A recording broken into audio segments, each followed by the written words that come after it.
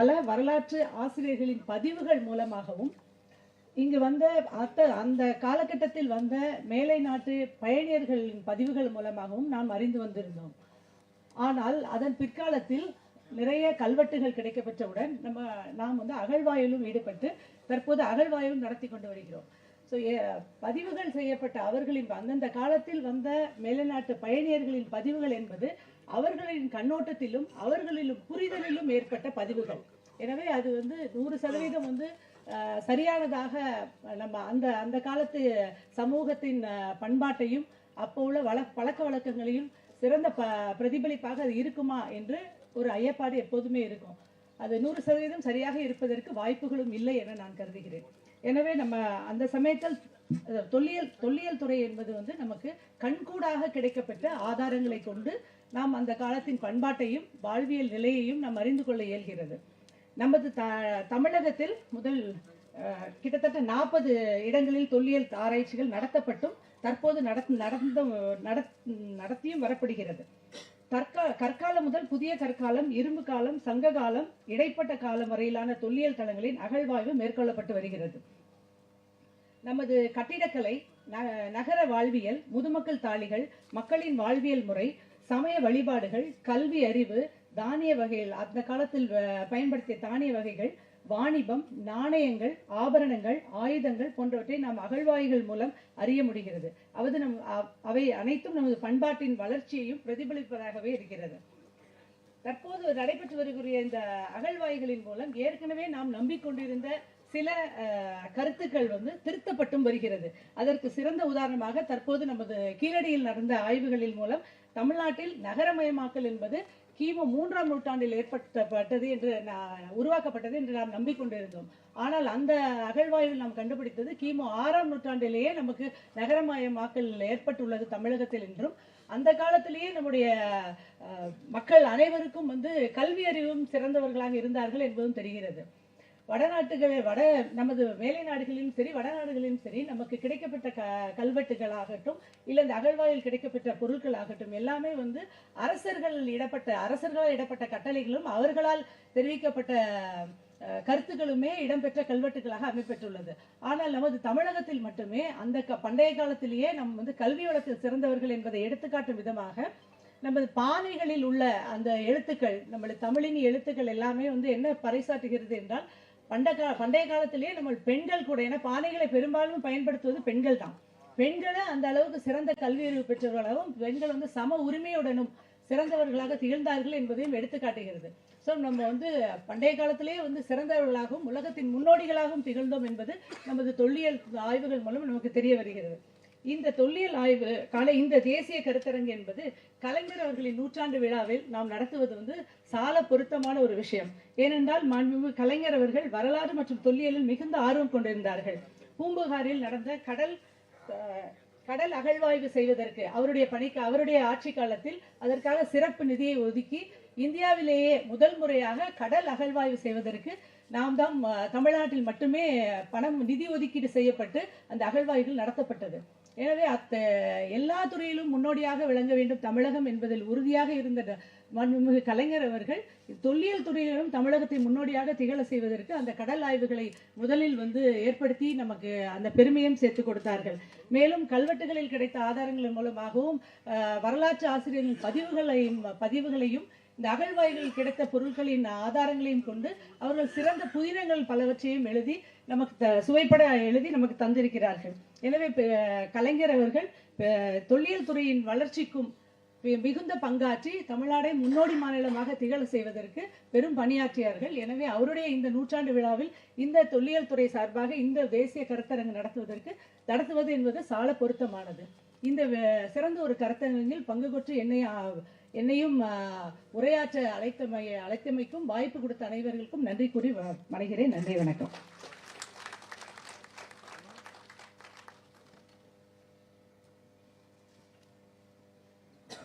Thank you, madam. It is a time for honoring the guests of the dais. We request our Joint Director to honor the Honorable Minister for Finance and Human Resources Management.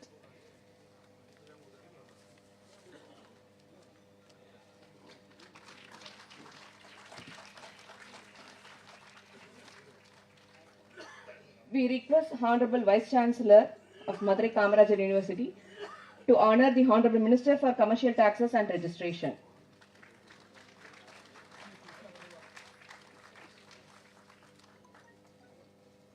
We request the Vice Chancellor to honor the District Collector of Madurai.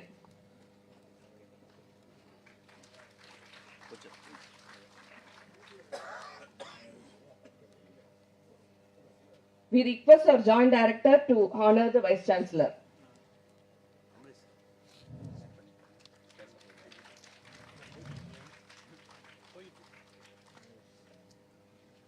We request the Registrar to honor the Mayor of Madurai.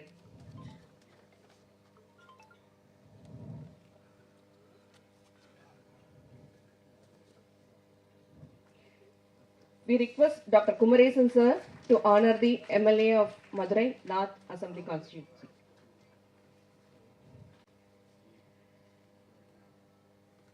We request Dr. Kumaresan sir to honor the MLA of Madurai South Assembly Constituency.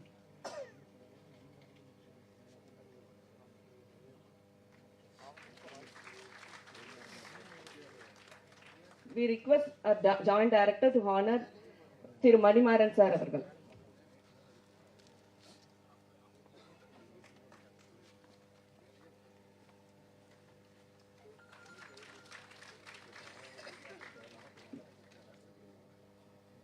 We request our Joint Director to honor the Registrar of Madurai Kamarajar University.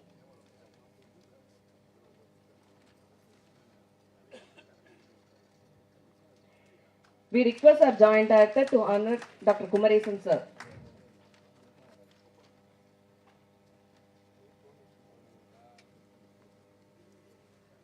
Thank you, sir.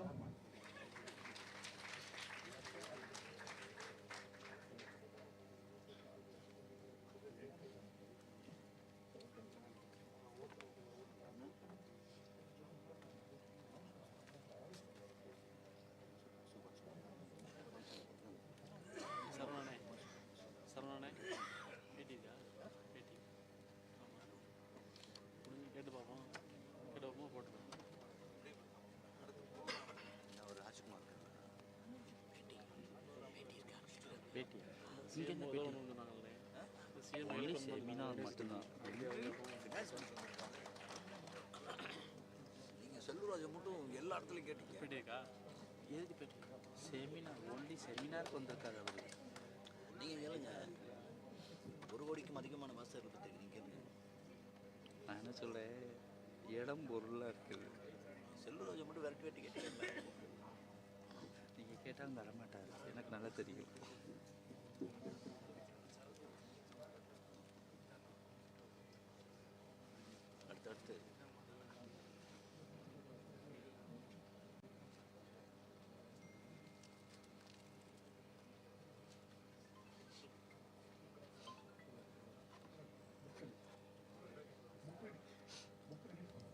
For this seminar on the topic Reflections on Cultural Development and Archaeological Perspective, nearly 41 articles from various scholars across the country were received. All these articles are compiled and printed in the book form as proceedings. Yes, the department has been awaiting for this beautiful moment only. We request the Honorable Minister for Finance and Human Resources Management to release the proceedings of the seminar, and we request the Honorable Minister for Commercial Taxes and Registration to receive the same.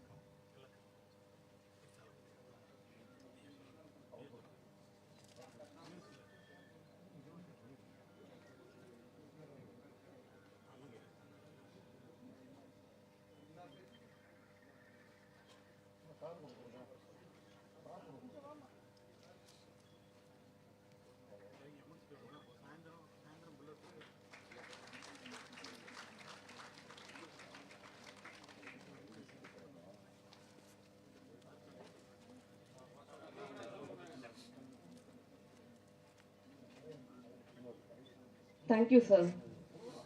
தொட்டனை தூரும் மணற்கேணி மாந்தர்க்கு கற்றனை தூரும் அறிவு. Tamil Nadu State Department of Archaeology has been doing various activities. Its important works are conservation and preservation of historical monuments. There are more than 100 historical monuments in and around Tamil Nadu under Tamil Nadu State Department of Archaeology.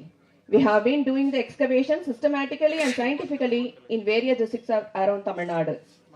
We exhibit the antiquities in our museums and site museums. Through intensive campaigns, the department has been copying the inscriptions all over Tamil Nadu. The inscriptions are the important sources for reconstruction of the history. We have been deciphering, analyzing and publishing the inscriptions as Tamil Nadu Kalvettugal Togudi, district-wise. So far, 9,312 inscriptions out of 62 volumes have been published. We have been taking much efforts with the help of Kalvettu experts to bring out Kalvettu books. Honorable Minister for Finance and Human Resources Management has released 8 volumes of Kalvettu books within this year in different department activities. Especially in the month of September 2023, during the state level of seminar, Honorable Minister has released 2 volumes. Another wonderful moment now. We request Honorable Minister for Finance and Human Resources Management to release the next 2 volumes of Tamil Nadu Kalvettugal series. Honorable Minister for Commercial Taxes and Registration will receive the same. Volume 21 is about Vellore District by Dr. Rajavelu sir. Volume 23 is about Viluppuram District by Dr. Marksiradi madam. We request Dr. Rajavelu sir to come to the dais to receive the book.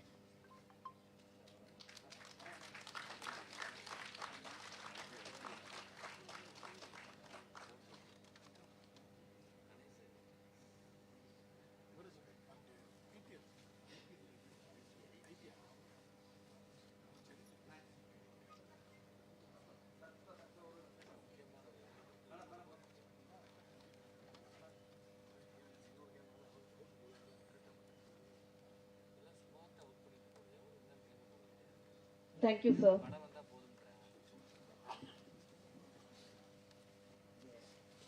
தாம் இன்புறுவது உலகின் புறக்கண்டு காமுறுவர் கற்றறிந்தார்.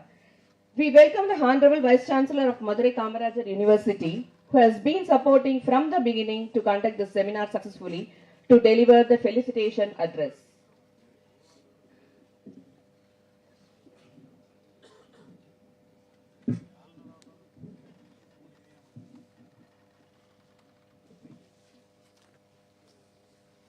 வணக்கம், அனைவருக்கும் காலை வணக்கம்.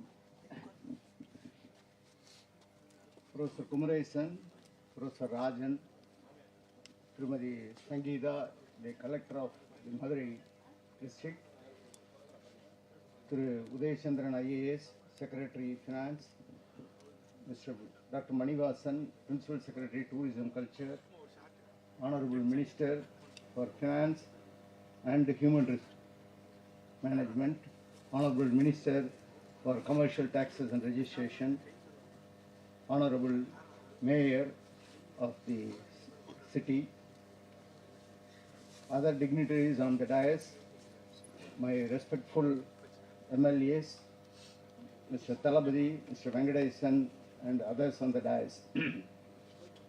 The university takes it a great pride and pleasure, as told by Professor Kumaresan. We have been very fortunate to have associated with Muttamil Aringer Kalanger centenary celebrations. This is the second such program. The first was inaugurated and a lecture was delivered as the Maberum Tamil Kanavu, and this is the second in the series. We also hope to have continuously many such programs. The reflections on cultural development and archaeological perspectives has been given as the title, and volumes of literature have been very nicely brought out by the team. I would like to really appreciate Dr. Sivanathan for the enormous efforts and for coordinating this wonderful program. The archaeological activities are generally conceived as a program of a museum, and the museum artifacts are always a pride of the state or the country. In any given country, if you have a look at it, the first thing they want to present is their archaeological effects. There are several books on the Roman Empire and subsequent related developments. But what we have to take pride is we had been doing a lot of initiatives, and our culture has been deep rooted. For example, when the archaeological sites were excavated and subsequently samples were taken, one of the samples was, as all of you know, the paddy inside this vessel. And Professor Kumaresan and his team has found out with the modern tools that the paddy had some glimpses of, or rather traces of milk, which is once again shows the deep-rooted culture in this society. And to identify the samples with a very strong scientific culture is one of the important methodologies which we are adopting as on today. I also interacted with the Harvard team, which is interacting with us from US. They came here and interacted with us, and they were very proud that the samples are of very genuine origin, and they were to be protected and to be understood very carefully. We have also published a Nature article with the procedures to handle such samples. Many of you may know that the bones which are found in the archaeological excavations is not just sufficient. You have to have a bone from the ear in order to understand the real aging or the real methodologies with which they live. So these are some of the contributions which the university has made, thanks to the entire team at the university. We have published an article in collaboration with several other groups, the total protocols to handle such samples. This is certainly one of the pride of the university. The university has also taken its legacy in many aspects. As many of you know, there have been 4 Bhatnagar awardees from this university, and we aspire to have the legacy continued in many other fronts also. Yesterday we had a very deep discussion or a review of the activities which are done in scientific terms under a program known as RUSA, and in this there were very eminent people from different expertise, and they all made a very simple statement: sir, you have real pockets of excellence. This is one of the very proud moments as a Vice Chancellor, to know that a team with has a different expertise appreciates our efforts. So I wish all the students who are assembled here and the faculty members take the legacy forward. One specific remark I would like to make before I conclude is the experience I have had in interacting with various ministers and also officers of the government. The couple of times I met our Honorable Minister of Finance in the flight. He was very cordial, and we had a very small exchange of smile. And subsequently, when I had a personal interaction, he was able to reflect very quickly as to what I was having in my mind. I did not elaborate, or I would not like to elaborate what I had to say with him. He was earlier the minister for the other programs. So at that time, I just tried to impress on him what is the status of the university and how we would like to take it forward. So he immediately read the mind, and then he said, it is my district and we would do whatever is the best possible for this university. It is not to just praise a human attitude, it is also to say that few people would know very quickly or read your mind very quickly, and they try to comprehend as to what you want to convey. It is not that we want to always ask for certain specific things. we would like to very broadly or elaborate on the aspects of development. So you could understand that. I am really thankful to you, sir. See, at the end of the day, every minister has his own mindset and difficulties. But the way Honorable Minister for Commerce, when I met him for the first time, I was taken back that he is such a very down-to-earth person. When I went to his office, he greeted me and then said, "Sir, 2 minutes, sir." Then he had a call. I don't know if he remembers this. He had a call from somebody, and then the other side of the person must be asking for a help financially, and he was trying to address it through his PA. And then he told me very casually, as if I know him for several years, he told me, "This boy is asking continuously for money and to study. What to do? I have to help these people. They are our own people in the society, so I must help them. He is asking for some 20,000 rupees to study. Instead, he can do some other job or do something else. But I want him to do whatever he wants."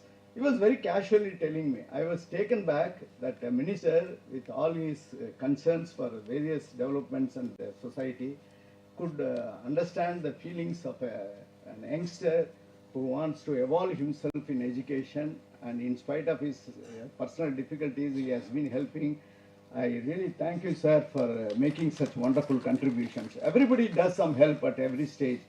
But if you had seen a minister's office, you would realize what I am trying to touch upon. He was trying to cordially talk to a student who wanted to promote himself or an experience education.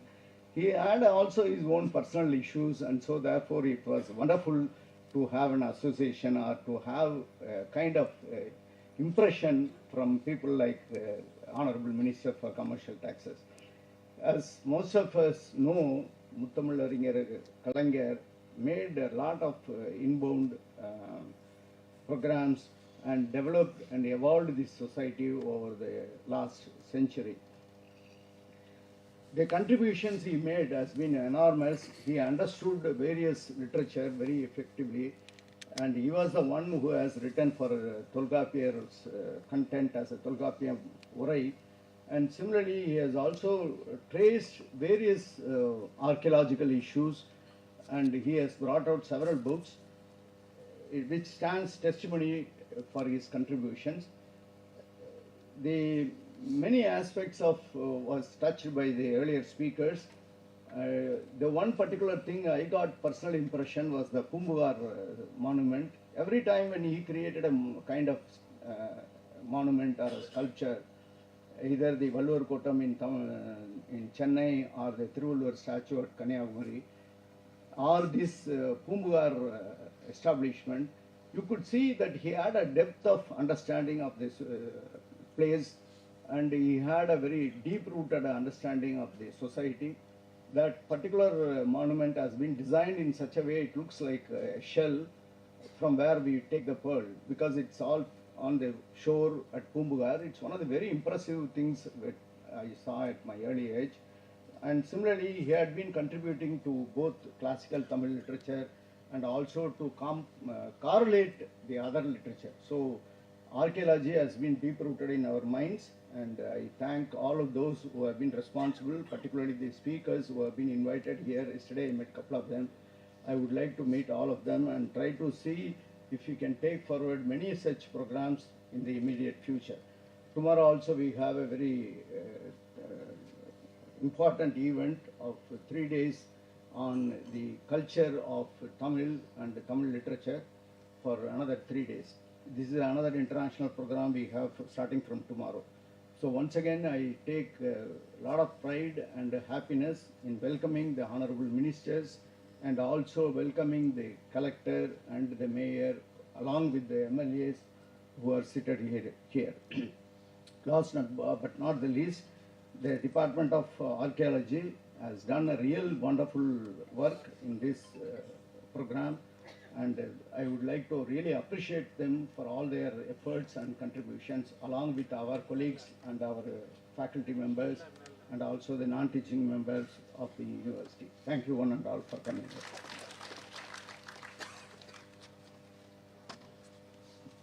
here. Thank you, sir.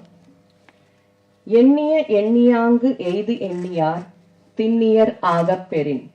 We invite the Honorable Minister for Finance and Human Resource Management to deliver the special address.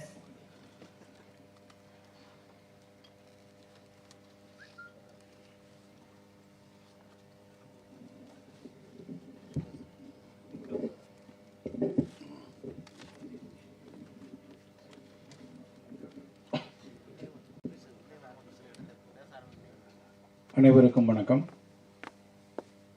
முத்தமிழறிஞர் கலைஞர் அவருடைய நூற்றாண்டு விழாவினை கொண்டாடக்கூடிய வகையில் தமிழ்நாடு அரசினுடைய தொல்லியல் துறையினுடைய முன்னெடுப்பில் மிக சிறப்பாக ஒருங்கிணைக்கப்பட்டிருக்கக்கூடிய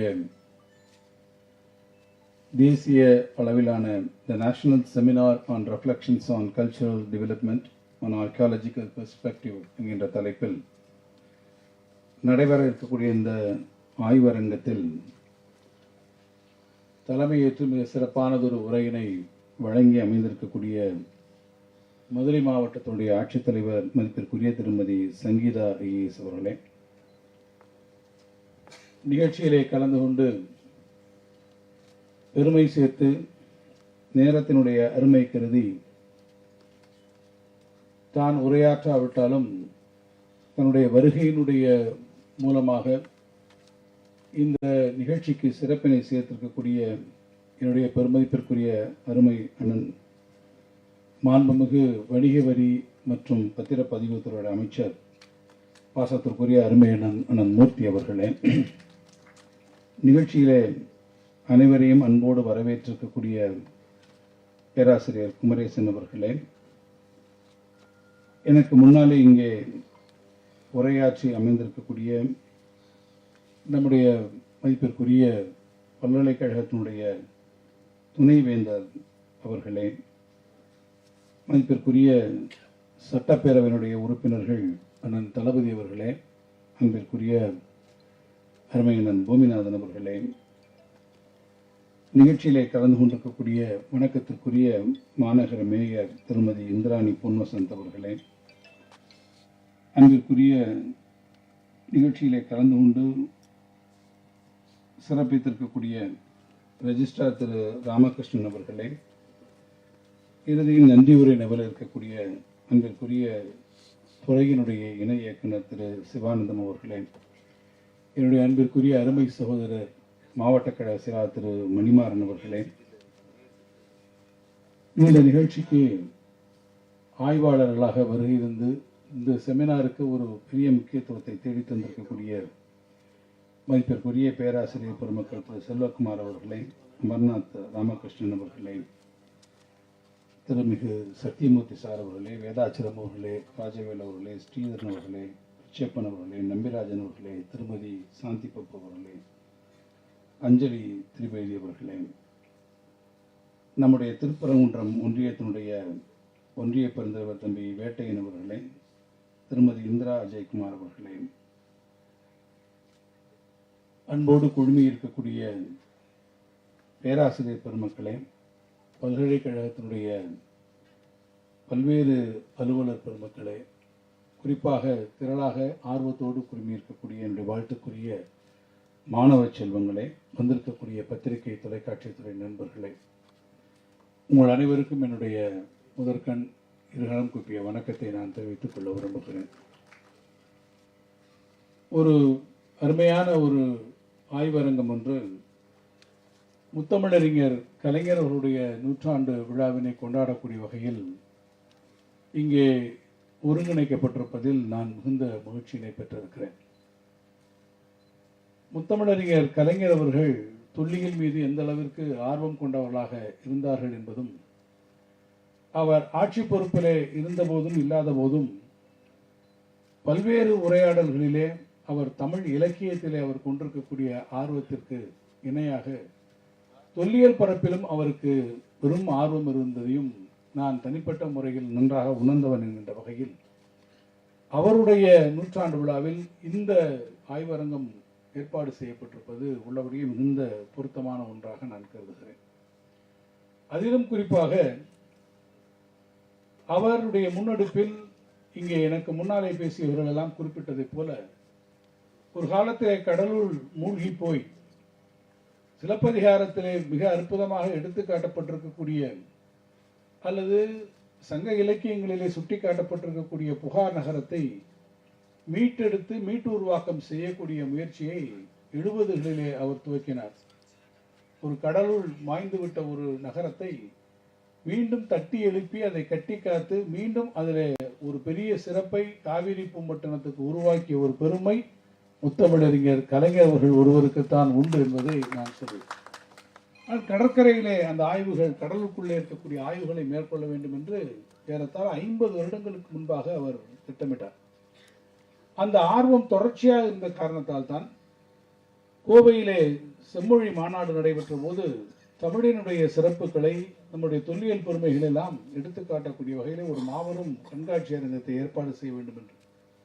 அதில்தான் முதன்முறையாக சிந்து சமவெளி நாகரிகத்திற்கும் தமிழ்நாட்டிற்கும் இருக்கக்கூடிய தொடர்புகளை விளக்கக்கூடிய ஒரு அருமையான கண்காட்சியினை, நமக்கும் சிந்துவெளி நாகரிகத்திற்கும் என்ன பண்பாட்டு உறவுகள் இருக்கிறது என்பதை நிறுவக்கூடிய அந்த கண்காட்சியை அதில் இடம்பெற செய்ய வேண்டும் என்று அவர்கள் மிகுந்த அன்போடு கேட்டுக்கொண்டு, மறைந்த அறிஞர் ஐராவதம் மகாதேவன் அவர்கள், அஸ்கோ பார்போலா போன்றவர்களெல்லாம் பெரும் முயற்சி எடுத்துக்கொண்டு அந்த கண்காட்சி அரங்கத்தை நம்முடைய தொல்லியல் துறையோடு இணைந்து நாங்கள் அதை நடத்தினோம்.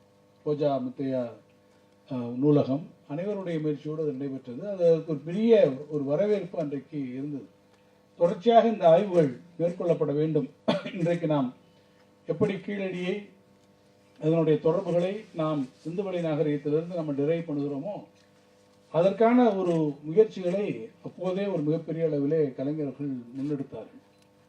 அது மாத்திரமல்ல, தஞ்சை பெரிய கோயிலுடைய 1000வது ஆண்டு விழா நடக்கிற போது ஒரு மிகப்பெரிய கண்காட்சியினை, சோழர் குடி பெருமையினை விளக்கக்கூடிய வகையிலே அதில் நடத்திட வேண்டும் என்று எனக்கு உத்தரவிட்டு மிகப்பெரிய ஒரு கண்காட்சியினை இன்றைக்கு நாங்கள் நடத்தினோம். எனக்கு மறக்க முடியாத ஒரு நிகழ்ச்சி ஒன்று இருக்கிறது. நான் அதை சொல்ல வேண்டும் என்று நினைக்கிறேன். ஒரு வகையில் அது நகைச்சுவையான ஒரு நிகழ்ச்சியும் கூட. அந்த கண்காட்சி அரங்கத்திலே நான் கலைஞர் அவர்களை அழைத்து சென்று ஒவ்வொரு பொருளாக சுட்டிக்காட்டி கொண்டே வந்தேன். இதுதான் இதுதான் என்று ஒன்றொன்றாக சொல்லிக் கொண்டு வந்தோம். அதில் இருக்கக்கூடிய ஒவ்வொரு பொருளோடும் அவரால் ரிலேட் செய்ய முடிந்தது. உதாரணத்துக்கு ஒன்றை சொல்ல வேண்டும் என்றால், குடந்தையிலே, கும்பகோணத்திலே இருக்கக்கூடிய கும்பேஸ்வரர் கோயிலிலே ஒரு நாதஸ்வரம் இருக்கிறது. அந்த நாதஸ்வரம் சோழர் காலத்தை சார்ந்த ஒரு சிறிய நாதஸ்வரம், கல்நாதஸ்வரம். அந்த கல்நாதஸ்வரத்தை அங்கே காட்சிப்படுத்தி இருந்தோம். நான் அவரிடத்திலே பார்க்க சொல்லுகிற போது, இது கும்பகோணத்திலே அந்த கோயிலில் இருக்கக்கூடிய நாதஸ்வரம் சோழர் காலத்தை சார்ந்தது, இதையெல்லாம் வாசிப்பது இல்லை, இது கண்காட்சியில் தான் இருக்கிறது என்று சொன்னேன். கலைஞர் அவர்கள் உடனே திரும்பி பார்த்து நீ சொன்னார், நீ அதை பார்க்கத்தான் செய்திருக்கிறாய், நான் அதை வாசிப்பதே நான் கேட்டிருக்கிறேன் என்று பிச்சையப்பா என்பவர்கள் கும்பகோணத்திலே கும்பேஸ்வரர் கோயிலிலே அந்த நாதஸ்வரத்தை எப்படி வாசிப்பார், அதற்கு எப்பேற்பட்ட கூட்டம் இருக்கும், என் இளமையிலே நான் அங்கே போய் அதை எப்படி பார்த்திருக்கிறேன் என்று அந்த நாதஸ்வரத்தை உடனடியாக இடத்தை சொன்னார். கொஞ்சம் தூரம் போயிருப்போம். அதுக்கப்புறம் ஒரு சைனீஸ் ஜார், சீன பெருங்குடுவை ஒன்று, ஒரு ஜார் ஒன்று வைத்திருந்தோம். அதற்கு பக்கத்தில் நெல்லில் அளக்கக்கூடிய ஒரு குடுவை, நம்ம ஊரில் சொல்லுவோம்ல, நெல் அளவை செய்யக்கூடிய ஒரு குடுவைன்னு சொல்லுவோம். அது ஒரு இது அங்கே வச்சுருந்தோம். நான் அவரை எப்படி சுட்டி காட்டிகிட்டே போயிருக்கும்போது என்கிட்ட அவரே கேட்டார், இது என்னையான்னு கேட்டார். அந்த நெல் அளக்கக்கூடிய அந்த ஒரு குடுவை மாதிரி இருந்தது பார்த்துட்டு நான் சொன்னேன், இந்த நெல் அளக்கக்கூடிய குடுவையை, இதுவும் சோழர் காலத்தை சேர்ந்தது. அது பக்கத்தில் இருக்கக்கூடிய இந்த சைனீஸ் ஜார் வந்து சீன தேசத்திலிருந்து இங்கே வந்தது, அதை நம்ம இங்கே வச்சுருக்குறோம், இது வந்து இது அப்படின்னு என்கிட்ட கேட்டார். எங்கேயா கிடச்சிது அப்படின்னு கேட்டார். நான் சொன்னேன், செம்பியன் மாதேவி என்ற ஒரு ஊரில் கிடச்சிதுங்கய்யா அப்படின்னு. எங்கே எந்த ஊரில் கிடச்சிது திருப்பி சொல்லு அப்படின்னா, செம்பியன் மாதேவின்னு ஒரு ஊர் கிடச்சிதுங்கய்யா அப்படின்னு சொல்லிட்டு, நான் ரொம்ப மேதாவியா இந்த செம்பியன் மாதேவி எங்கே இருக்குன்னு அவருக்கு நான் கிளாஸ் எடுத்தேன். அதாவதுங்கய்யா, செம்பியன் மாதேவி திருவாரூர் பக்கத்தில் இருந்து, திருவாரூர்லேருந்து நாகப்பட்டினம் போகிற உள்ள கீவலூர்னு ஒரு ஊர் இருக்குங்கய்யா. கீவலூர்லேருந்து நம்ம ரைட்டில் போனோம்னா தேசூர்னு ஒரு ஊர் வருங்கய்யா. தேசூர்லேருந்து உள்கடையில் நம்ம ஒரு 6 கிலோமீட்டர் நம்ம உள்ளே போனோம்னா இந்த செம்பியன் மாதேவின்னு ஒரு ஊர் வருங்கய்யா. அது சோழ மாதரசி செம்பியன் மாதேவி அவங்களுடைய பெயராலே வைக்கப்பட்டது. உத்தம சோழன் காலத்திலே அது உருவாக்கப்பட்டதுங்கய்யா. அந்த ஊருக்கு பேரே வந்து செம்பியன் மாதேவின்னு ஊருங்கய்யா, அந்த அம்மா பேரில் இருக்குங்கய்யா. அப்புறம் அந்த ஊரில் இருக்கக்கூடிய கோயில் கைலாசநாதர் கோயில்யா, அந்த கோயிலில் தான் இங்கே இது இருந்ததுன்னு சொன்னேன். ரொம்ப பொறுமையாக நான் சொல்கிறது எல்லாத்தையும் கலைஞர் அவர்கள் உங்கள்கிட்ட இப்படியே மக்களே இதுமாதிரி கேட்டுக்கிட்டே இருந்தார். அவர் கேட்குறாருன்றதுக்காக நானும் விழாவாரியாக எப்படி போய் சேருதுன்னு சொல்லிட்டு இருந்தேன். பொறுமையாக கேட்டுட்டு தென்னரசு அப்படின்னாரு. ஐயா சொல்லுங்க புரிஞ்சு ஐயான்னு. இப்போ வர சொன்னேன் இல்லையா செம்பியன் மாதேவி, அது எங்கள் அம்மா பிறந்த ஊரியா அப்படின்னாரு. அதாவது அவங்க அம்மா பிறந்த ஊர், அவர் சின்ன வயசுலேருந்து ஓடி தவழ்ந்த ஊர், அந்த கோயிலில் இருக்கக்கூடிய இண்டு இடுக்கு மூளை முடுக்கலாம் அறிந்த ஒரு நபர் இடத்துல அந்த ஊருக்கு எப்படி வழி போகுது, அதுவும் திருவாரூர் எப்படி அவர் ஊரில் திருவாரூர்லேருந்து அந்த ஊருக்கு வழிக்கு எப்படி போகுது என்பதை நான் அவருக்கு விளக்கி சொல்லுகிற போது கடைசியாக எல்லாத்தையும் பொறுமையாக கேட்டுட்டு அப்புறம் சொன்னார், அந்த ஊர் தான் எங்கள் அம்மா பிறந்த ஊரியா, அதனால தான் நீ செம்பியன் மாதேவனை கேட்டேன் அப்படின்னு சொல்லிவிட்டு அந்த கோயிலில் என்னென்ன சிறப்புகள் இருக்கிறது என்பதையெல்லாம் அவர் எனக்கு திருப்பி சொன்னார். அதுதான் கலைஞர் அவர்கள். நீங்கள் எந்த இடத்துல கலைஞர்கள் போய் சொன்னாலும் நீங்கள் ஒன்றை சொன்னால் உங்களுக்கு இன்னும் ஒரு 10 மடங்குக்கு மேலே போய் சொல்லக்கூடிய ஒரு வாய்ப்பு உடையது. அதே போல தான் திருவந்தூர் செப்பேடுகள் கல்காணி மூட்டத்தில் கிடச்சது, மயிலாடுதுறைக்கு பக்கத்தில். நான் அவர்கிட்ட போய் சொன்னேன், ஒரு முன்னிறைவில் ஒரு இடத்துல பேசிகிட்டு இருக்கும்போது நான் சொல்கிறேன், இப்படி ஒரு செப்பேடு கிடைத்ததுங்க, என்ன சொல்லு அப்படின்னு கேட்டார். இந்த மாதிரி கல்காணி மூட்டத்தில் ஒரு செப்பேடு கிடைத்திருக்கிறது, அது ராஜேந்திர சோழனுடைய மகன் கிடைத்தது, அவங்க அண்ணன் தம்பி 2 பேரும் போனாங்க. அதை கெட்டதுடைய அப்போ அந்த முதல் சான்ஸ்கிரிட்டில் இருக்கக்கூடிய அந்த பிரசஸ்தியை தாண்டி இருக்கக்கூடிய சில இதுகள் மட்டும்தான் படித்தோம். அதை வச்சு அவர்கிட்ட ஒரு ஜென்ரலாக அப்படி சொன்னேன், கேட்டுட்டு போயிட்டார். ராத்திரி 11:30 மணிக்கு எனக்கு ஃபோன் பண்ணார். 11:30 மணிக்கு எனக்கு முதலமைச்சருடைய அலுவலகத்தில் அவருடைய இல்லத்திலேருந்து எனக்கு ஃபோன் வருது.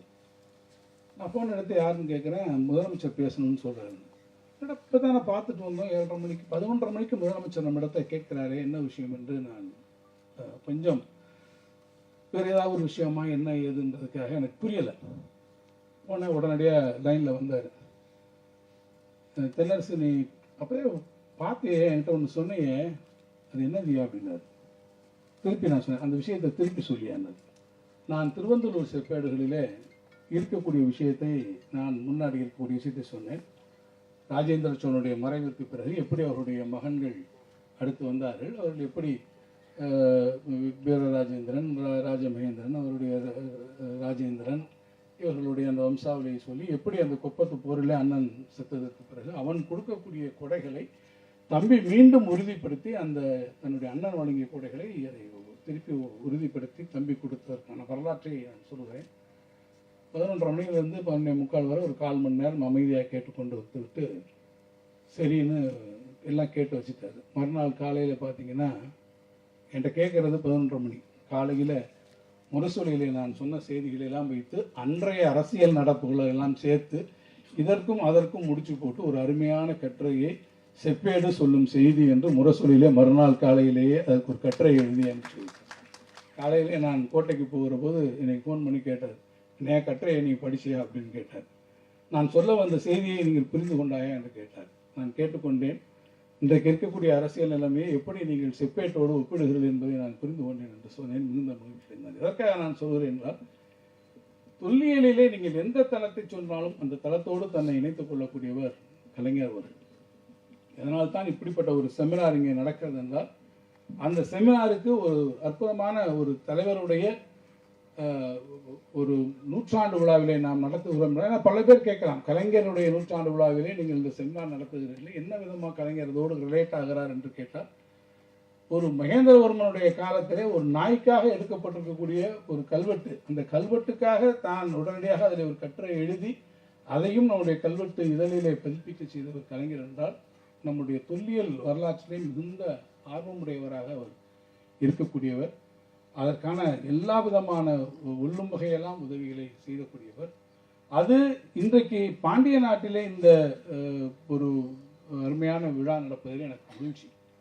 காரணம், நம்முடைய தமிழ்நாட்டில் நீங்கள் பார்த்தா ஏற்கனவே நம்ம சொல்லுவோம் எல்லாமே வரலாறுன்னு எடுத்துக்கிட்டால் நம்ம திருப்பி சொல்கிற மாதிரி எல்லாம் நார்த்துலேருந்து தான் வருது, வடநாட்டிலேருந்து வருதுன்றது கிடையாது. தமிழ்நாட்டுக்கு என்று நமக்கென்று ஒரு தனிப்பட்ட ஒரு கலாச்சாரம் இருக்கிறது, நமக்கென்று ஒரு பண்பாடு இருக்கிறது, நமக்கென்று ஒரு டிஸ்டிங்க்ட் ரைட்டிங் சிஸ்டம் இருந்தது, நமக்கென்று ஒரு தனிப்பட்ட விழுமியங்கள் இருந்தது என்பதை நாம் தொடர்ந்து வலியுறுத்தி வருகிறோம்.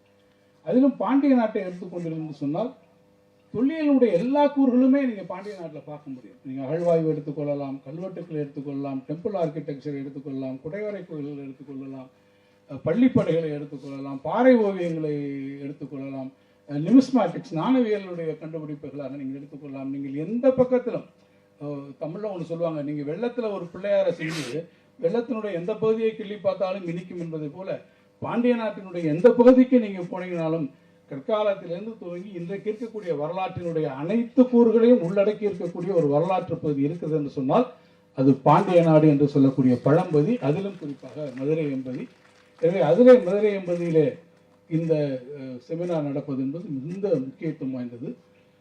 கலைஞருடைய நூற்றாண்டு விழாவில் என்ன நாங்கள் கருதினோம் என்று சொன்னால், கூடினோம், கலைந்தோம், பேசினோம் என்ற வகையிலே நாம் அப்படி போய்விடாமல் இந்த துறையிலே என்னென்ன முக்கியமான ஆய்வுகள் மேற்கொள்ளப்பட்டிருக்கிறது, அந்த ஆய்வுகள் எந்த அளவிற்கு அறிவுலகத்திற்கு நம்முடைய தொல்லியல் கண்டுபிடிப்புகளை எடுத்து சென்றிருக்கிறது என்பதை விளக்குவதற்காக தான் நான் செய்திருக்கிறோம். நம்முடைய முதலமைச்சர் அவர்கள் பொறுப்பேற்றுக் கொண்டிருக்கக்கூடிய 2.5 வருஷத்தில் தொல்லியலுக்கு ஒரு மிகப்பெரிய முக்கியத்துவத்தை நாம் கொடுத்திருக்கிறோம். ஏறத்தாழ அகழ்வாய்வுகளுக்கு எவ்வளவு நிதி கேட்டாலும் நம்முடைய முதலமைச்சர் தருகிறார்கள். 5 கோடி ரூபாய் நிதி ஒதுக்கினார். தொடர்ந்து அடுத்தடுத்த கட்டமாக அகழ்வாய்வுகள் ஒவ்வொரு இடத்திலும் நடத்தி கொண்டு வருகிறோம். சங்க காலமாக இருந்தாலும், வரலாற்று காலமாக இருந்தாலும், அல்லது நுண்கற்காலமாக இருந்தாலும், பெருங்கற்காலமாக இருந்தாலும், எந்த ஒரு வரலாற்று காலத்தில் அடங்கி இருக்கக்கூடிய ஒவ்வொரு பகுதிகளிலும் தமிழ்நாடு முழுவதும் நாம் இன்றைக்கு அகழ்வாய்வுகளை மேற்கொண்டிருக்கிறோம். வடபகுதியிலே இப்போது போதி நிறுத்தத்தில் எடுத்து